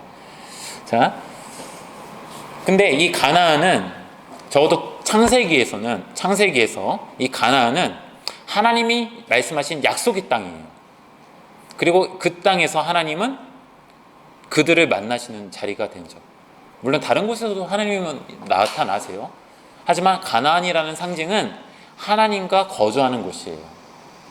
마치 이삭이 브엘세바에서 머물러 있었던 거, 다른 곳을 가지 않고 그 자리에 있었던 거, 그것만으로 그에겐 복이다라고 저는 설명을 드렸는데, 하나님이 약속하신 가나안 땅에서 벗어나지 않는 삶, 그러니까 그게 엄청나게 신앙적으로 좋아서라기보다는 그냥 무난하게 세상에 빠지지 않고 다른 뭐에 현혹되지 않고 그냥 묵묵하게 신앙생활 쭉 이어가는 모습으로 우리는 생각해 볼 수도 있죠. 자, 근데 아브라함의 이야기로 다시 돌아와가지고, 아브라함은 분명 달신 숭배의 자리에 있어서 이제 하나님을 믿는 자리로 온 거잖아요. 가나안 땅으로. 물론 그곳에는 다른 신이 있었지만 성경은 그 가나안이 하나님이 약속하신 자리로서 하나님을 믿는 삶의 자리로 바뀌는 것을 보여주거든요. 자, 그 가나안에 계속 머물러 있어야 되는데, 이것이 원래는 하나님을 믿는 신앙을 갖고 있는 사람들의 거처가 아니다 보니까 다른 외부의 어떤 이런 충돌이 일어나는 거예요. 그런 충돌 속에서 아브라함이 자리를 계속 옮기게 돼요. 옮기다 보니까 어디까지 가냐면, 물론 성경에서는 가뭄이라고 하는 요소가 등장하는데, 가뭄으로 인해서 이집트로 가죠. 이집트는 아까 말씀드린 것처럼 태양신을 숭배하는 지역입니다. 메소포타미아 문명과 이집트 문명이 아주 강성한데 이 당시에는 이 두 곳의 문명이 활발했어요. 그리고 그 문명이 활발한 곳에서는 그들이 믿는 신들에 대한 신앙도 아주 활발했습니다. 아브라함이 이집트로 갔을 때 그곳에서 어려움을 당해요. 그런데 놀랍게도 하나님은 그곳에서도 아브라함을 지켜주시죠. 아브라함이 처해져 있는 상황에서 갑자기 하나님이 나타나셔서 이집트의 왕에게 나타나셔서 그 사라를 이렇게 더 이상 건드리지 못하게 하시고 다시 아브라함에게 돌려보내고 또 아브라함에게 더 많은 재물을 줌으로써 다시 회복시키는 이야기가 등장하는 것이죠.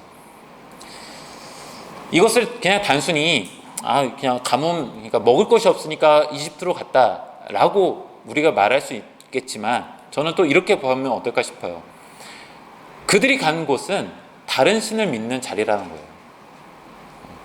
그곳은 이전에 믿던 신과는 좀 다른 모습의 다른 신을 믿는 자리예요. 그 자리에 아브라함이 살아가는 것이죠. 그곳에서 어려움을 당할 때마다 하나님은 자신을 드러내며 이 아브라함에게 하나님이 살아계심을 보여주시고 그 약속을 놓지 않게 하시죠.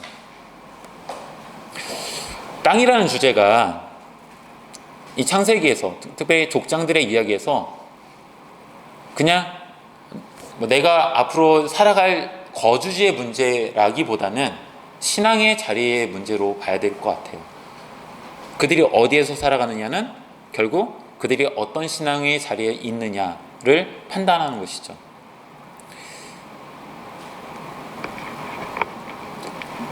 조금 그냥 적용은 아니고 그냥 누구나가 다 생각할 수 있는 부분이잖아요.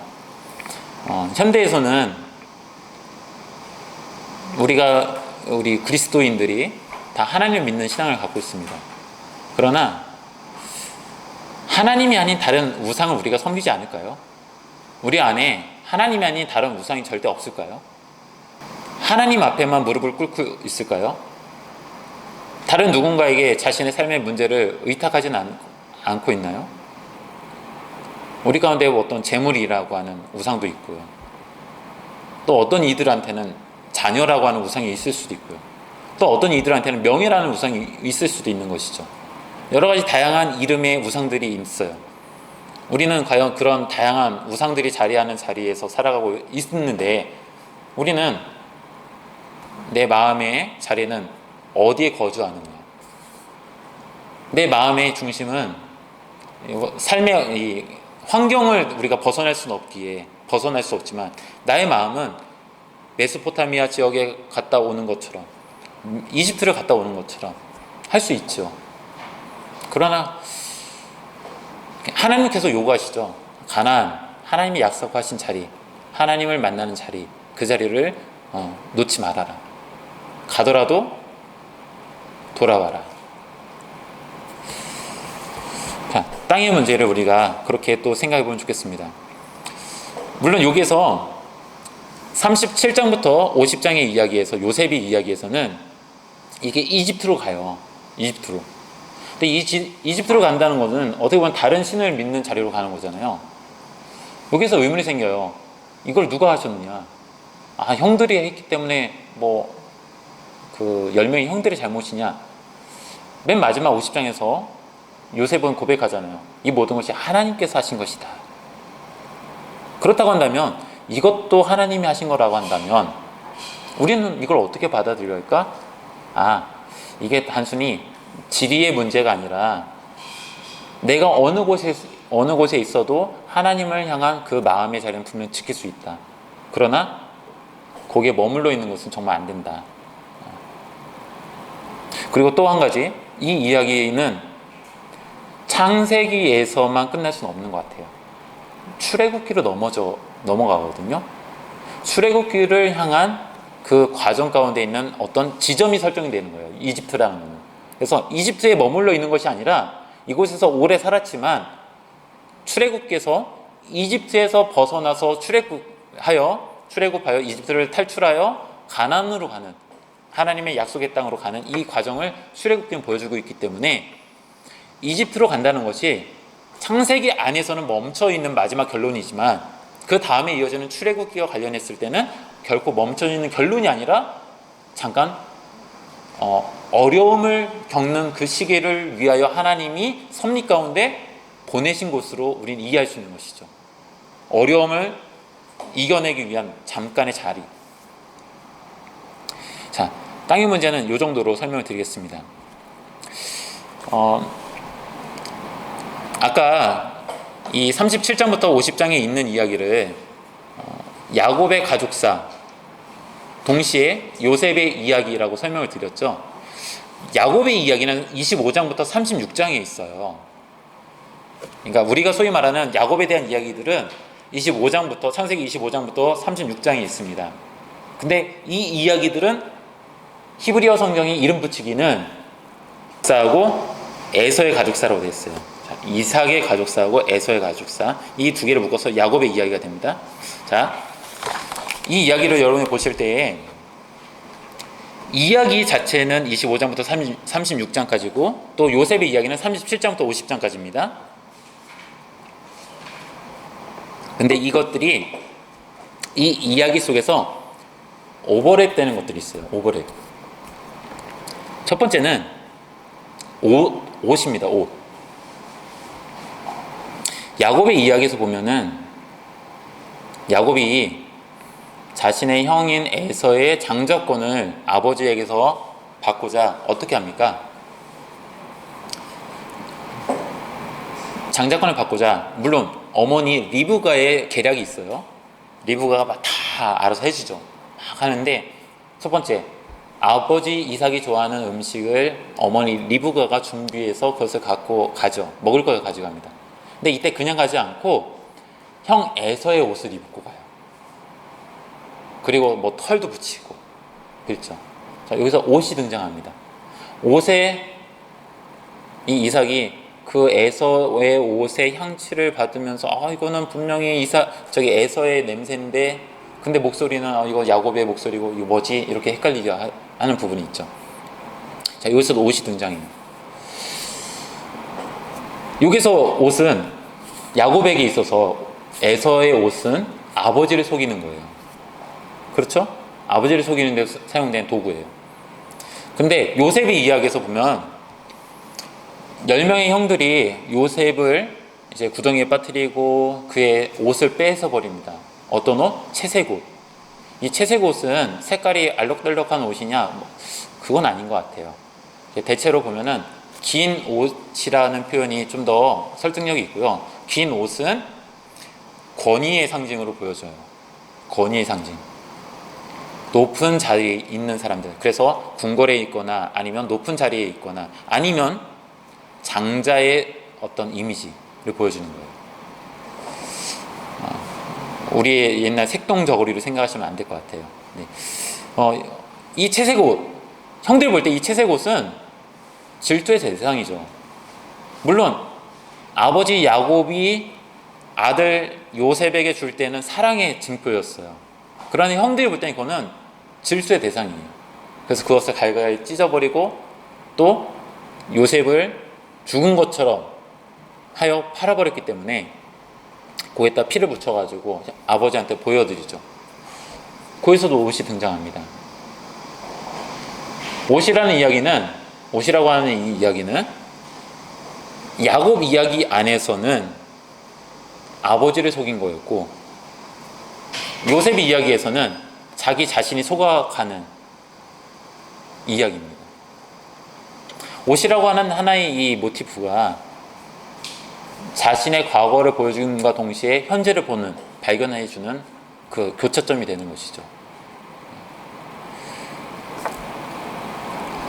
또 한 가지 우리가 또 생각해 볼 수 있는 것은 이 장자와 차자의 어떤 역전이라는 이야기예요. 에서와 야곱, 그러니까 야곱의 이야기에서 에서와 야곱이 쌍둥이잖아요. 근데 이 야곱은 태어나기 전부터 뱃속에서 서로 싸웠어요. 그래가지고 야곱이 내가 형이 될 거야 하는 그런 태중 전투라고 해야 될까요? 복중 전투? 뭐 이렇게 싸웠어요. 그리고 결국 진짜로 형이 장자권을 야곱이 여러 가지 과정을 통해 가지고 얻어가죠. 윤리적으로 볼 때, 야, 이거 야곱 못됐다라고 할 수 있어요. 맞습니다. 그런데 재밌는 것은 그 과정을 통해서 야곱은 하나님을 끊임없이 생각했고 하나님을 발견하게 되면서 나중에 이 요셉의 두 아들을 데리고 왔을 때에 축복해달라고 데리고 왔을 때에 자기의 경험이 하나님 앞에서 어떤 은혜의 삶을 살았는지를 자기가 뭔가 깨달은 것이 있었는지, 분명 장자는 므낫세인데 차자가 에브라임이고 므낫세가 장자인데도 불구하고 손을 어긋남으로써 장자의 권리를 바꿔주는 이야기가 되죠. 야곱이라는 인물, 이 한 사람에게서 이 장자와 차자의 역전은 여러 가지 우리가 생각해 볼 만한 이야기입니다. 자기 자신이 어떻게 해서든지 얻어내려고 했던 이야기가 자기의 그 마지막 순간에서는 그것을 다른 누군가에게 바꿔주는 이야기. 또 한 가지는 공통된 모티브는 꿈입니다. 꿈. 야곱은 형을 피해서 가는 그 자리에서 꿈을 꾸죠. 사닥다리 꿈을 꿔요. 사닥다리를 계속 천사들이 오르락내리락 하는 것을 꾸게 됩니다. 그리고 그곳에서 하나님의 음성을 듣고 하나님의 약속을 이 야곱이 직접 듣게 됩니다. 그런데 요셉이 이야기해 보면은 다양한 꿈들이 등장해요. 이 처음에 꾼 꿈들이 결국에는 요셉의 인생을 어렵게 하는 과정으로 만든 어떤 동기가 되기는 하지만, 해와 달과 11별, 또 10개의 곡식단, 이런 꿈들이 이 요셉에게는 중요한 하나님의 메시지를 기억하는 시작점이 되죠. 시작점이 돼요. 그리고 그것이 좀 형들한테는 질투의 대상이 되고 여러 가지 꼴보기 싫었고, 그리고 결국 그것으로 인해서 요셉이 어려운 삶을 살아갔지만 마지막에 그가 자신의 어려움을 극복하는 가장 결정적인 것은 이집트 왕인 바로의 꿈이었어요. 바로 왕의 꿈을 이 요셉이 해석해 줌으로써 그가 완전히 다른 삶을 살아가게 되고 또 하나님이 계획하신 그 자리에 올라서게 되는 것이죠. 이렇듯 야곱의 인생 가운데 있는 몇 가지의 모습들이 요셉의 인생 가운데 동일하게 비춰지고 있어요. 마치 이렇게 보여요. 두 사람이 이렇게 보여요. 겉에는 분명 요셉이라는 인물이 있는데 그 요셉 뒤에 야곱의 모습이 있는 거예요. 근데 이것이 그냥 이 두 사람에만 있는 건 아니에요. 우리가 다루는 본문이 37장부터 50장이기 때문에 이 두 사람에 대한 이야기를 더 다룬 것이지, 그 앞에 있는 족장들, 그러니까 아버지와 아들의 이야기가 계속 오버랩돼요. 이걸 준비하면서 그런 사진을 하나 좀 찾고 싶었는데 사진을 못 찾았어요. 결국에는 여러분도 다 아시죠? 그런 경험이 있을 것 같아요. 자녀들이 여러분하고 똑같은 행동을 하거나 누가 시킨 것도 아닌데 똑같은 어떤 그런 습관을 갖고 있는 거 보일 때 있죠. 야곱과 요셉의 인생에서도, 이 창세기 안에서도 그런 것들이 발견이 돼요. 근데 이것이 긍정적인 면에서는 참 좋은 건데 부정적인 면에서는 참 이게 참 안타까운 거예요. 특별히 아까 옷이라고 했던 그 모티프에서 여러분들이 보시면 야곱의 인생에서 이 옷은 욕망의 대상이에요. 욕망의 대상. 자신의 형의 장자권을 얻고자 하는 욕망의 대상으로 보여져요. 근데 이것이 그것으로 인해서 자기가 결국에는 장자권을 얻어내긴 했으나 나중에 자신의 아들의 피 묻은 채색 옷을 봤을 때 그 옷은 완전 절망의 감정을 불러일으키기에 충분했죠.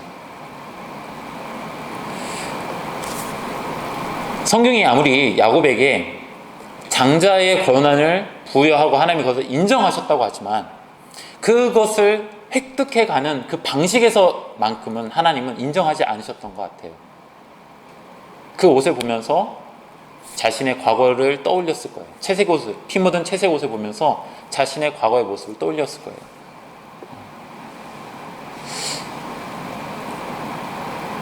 야곱에게 있어서 형제의 싸움은, 형 에서와의 싸움은 동일하게 장자권에 대한 문제로 나오지만 형과의 싸움은 순탄하지 않았어요. 그리고 그것이 야곱의 인생에서 늘 큰 뭐랄까요, 이 눌러내리는 큰 돌이었어요. 가슴을 눌러내리는 돌이에요. 얹혀있는 돌이에요. 시간이 아무리 흘렀어도 그 형 에서를 만나러 가는 그 순간에서도 두려움이 떠나지 않았던 그런 것이죠. 그런데 그 순간에 자신은 그렇게 두렵고 떨리는 순간을 생각하면서 그 형 에서를 만나러 가는 그 자리에서 형 에서가 아무렇지 않게 야곱을 받아줬습니다. 저는 이 이야기에서 에서가 동생 야곱을 용서했다라고 저는 생각해요. 그 용서. 요셉의 이야기 속에서도 동일하게 등장하죠. 자신을 구덩이에 빠뜨린 것만으로 부족하여 자신을 죽이려고 했고, 죽이려는 계획을 수정하여 노예로 팔아버린 형들, 그 형들을 용서한다? 참 어려운 문제 아닙니까?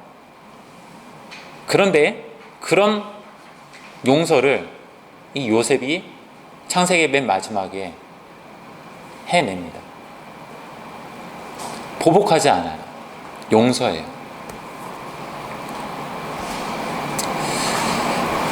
저는 창세기를 읽으면서 우리가 이 용서라고 하는 이 주제를 한번 떠올려 보면 어떨까라고 생각합니다. 어쩌면 가장 큰 이 용서의 극치는 저는 하나님인 것 같습니다. 우리 인생의 어떤 그런 죄의 문제를 용서해 주신 이야기, 성경 전체가 그 이야기를 담아내고 있고, 또 창세기는 그 성경 전체의 그 시작점이 있어서 그 이야기를 또 이렇게 담아내고 있는 것 같습니다. 정리를 좀 하겠습니다. 창세기란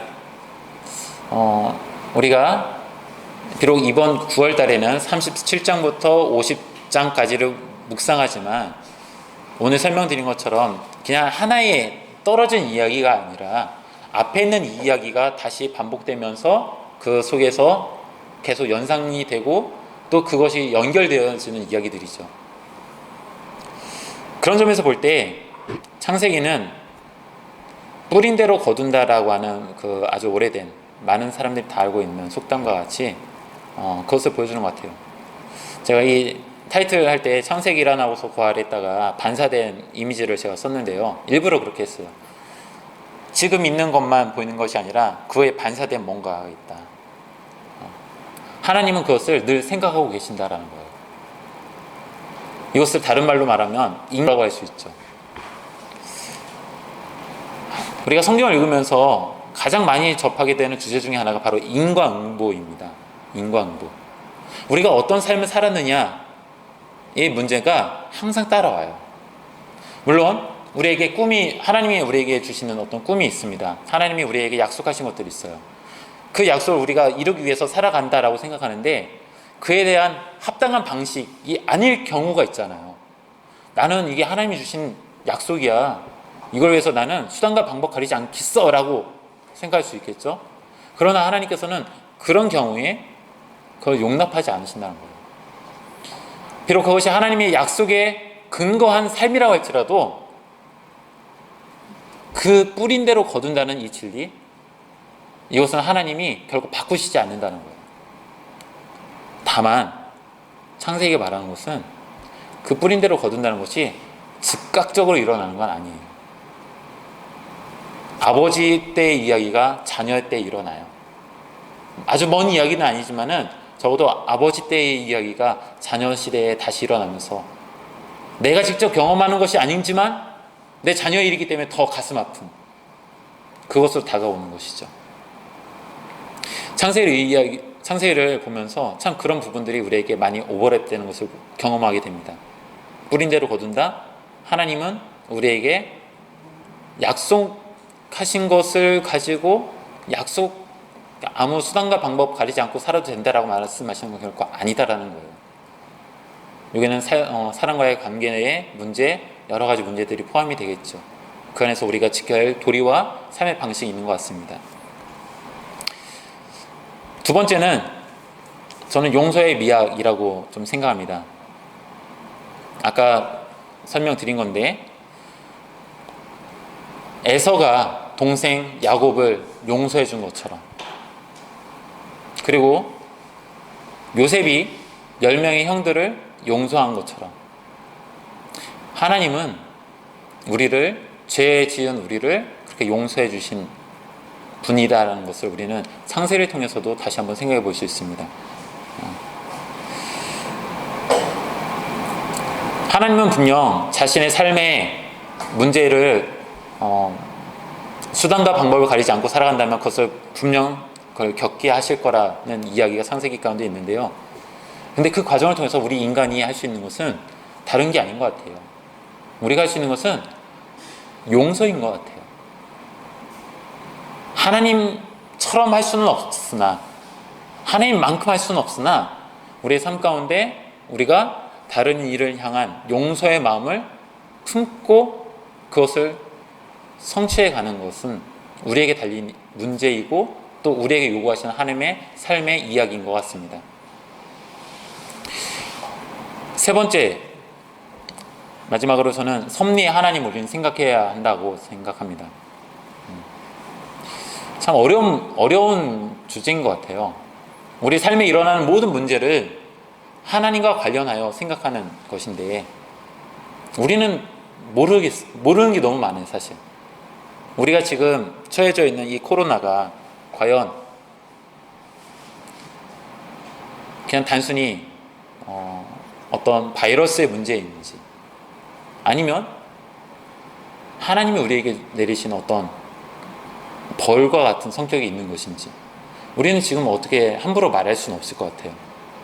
그러나 성경에서 모든 삶의 문제, 일어나는 모든 환경의 문제, 어떤 사건들을 다 하나님께서 하신 것이다 라고 하는 고백들이 있어요. 특별히 요셉의 이야기 속에서 자신이 비록 형들이 나를 팔아서 내가 노예 생활을 하고 감옥 생활도 하고, 그리고 그 가운데 아주 좋은 기회를 얻어가지고 내가 왕의 꿈을 해석함으로써 총리가 되어서 이게 살아갔지만, 그 하나님이 하셨다라고 고백하는 거 쉬운 일은 아니잖아요. 내 삶 가운데 일어난 불편하고 절망적이고 탄식할 수밖에 없는 그런 일들까지도 하나님께서 하셨다라는 고백을 한다는 거 쉬운 문제 아니죠. 그런데 요셉은 그것을 했고 또 우리에게도 그것을 요구하고 있다라는 것이에요. 비록 지금은 알 수 없지만, 지금 당장 뚜렷하게 하나님의 뜻을 우리가 다 발견할 수는 없지만 이것조차도 하나님의 뜻이 있을 거야. 이 주제를, 섭리의 하나님이라고 하는 이 주제를 우리가 창세기를 통해서 또 깊이 묵상하면서 나아갔으면 좋겠습니다. 마지막 언급이 되는데, 아까 처음에도 조금 제가 언급했던 부분입니다. 우리가 이 37장부터 50장의 이야기가 요셉의 이야기로 9월달의 이야기는 있지만은, 이집트에서 마지막이 끝난다고 해서 그게 끝이 아니다라는 거. 자, 창세기는 모세 오경이라고 하는 이 창세기, 출애굽기, 레위기, 민수기, 신명기로 이어지는 일련의 성경들하고 깊은 연관성이 있습니다. 그래서 이 연관성 속에서 창세기를 이어가야 되는 거예요. 그래서 우리가 창세기 딱 50장까지 읽었으니까 끝 하는 것이 아니라 그 뒤에 이어지는 출애굽기의 이야기를 이제 내년에 우리 출애굽기가 들어가는데 그때의 이야기하고 또 연결시키는 노력이 필요하다라는 거 말씀드립니다. 그래서 이 이야기는 창세기 50장이 끝났으니까 끝이 아니라 앞으로 계속 진행되어야 할 이야기인 것이죠. 요셉 이야기에서 끝나는 것이 아니라 이 이야기는 앞으로 하나님께서 또 어떤 섭리로 세상을 인도하시는지에 대한 우리의 기대를 또 기대를 갖고 이것을 마무리해야 될 것 같습니다. 한 가지는 또 그렇습니다. 창세기 안에서는 이렇게 끝이 나는데요. 이 창세기라고 하는 성경 바깥에서 볼 때에는 저는 이런 메시지를 우리가 충분히 발견할 수 있을 것 같습니다. 이 창세기는 바벨론 포로 생활을 하던 이들에게 분명한 땅의 약속을 메시지를 전해주고 있습니다. 기억나시죠? 아브라함이 살았던 처음에 거주했던 곳은 메소포타미아였습니다. 그곳에서 가나안 땅으로 가는 이야기였어요. 근데 이게 이제 역사 속에서 후대에 있어서 나라를 잃고 바벨론의 포로로 끌려갔던 이들은 같은 메소포타미아에 지금 머물러 있는 거예요. 그런 이들이 창세기를 읽으면서 우리가 가야 할 곳은 분명 하나님이 약속하신, 특별히 아브라함에게 약속하시고 이삭이 머물고 또 야곱이 다른 곳으로 갔다가 다시 돌아갔던 그 땅. 비록 어쩔 수 없는 상황에 의해서 우리는 지금 다른 곳에 머물러 있지만 우리가 돌아가야 할 땅이 바로 어디다? 가나안이다, 약속의 땅이 그곳이다 라는 것을 분명히 밝혀주는 게 바로 창세기입니다. 그런 점에서 포로 생활했던 이들에게 분명한 땅의 약속, 하나님이 거하는 삶의 방식을 요구하는 것이 창세기이고, 동일하게 저는 이 이야기가 이 시대를 살아가는 우리에게는 하나님 나라를 살아가라고 하는 요청인 것 같습니다. 어느 곳에 머물러 있든지 우리가 살아가야 하는 곳은 하나님의 나라인 것 같습니다. 창세기 묵상을 하시면서 여러분 이 이야기를 좀 늘 생각하셨으면 좋겠어요. 그냥 지나간 누구의 이야기에서 머무는 것이 아니라 그 이야기가 앞에 있는 이야기지만 오늘 우리에게도 오버랩 될 수 있는 것이죠. 다른 누군가에게는 그곳으로 가야 될 명분이 있는 책이라고 볼 수 있지만 우리에게는 이 땅에서 하나님의 나라를 살아가는, 하나님을 만나고 하나님을 경험하는 삶을 살아가도록 요청하는 이야기가 바로 창세기입니다. 그 요청 앞에 자신의 삶의 모든 것들을 좀 내려놓고 함께 나아가는 우리 모두가 되었으면 좋겠습니다. 네. 오늘 제가 준비한 강의는 여기까지입니다.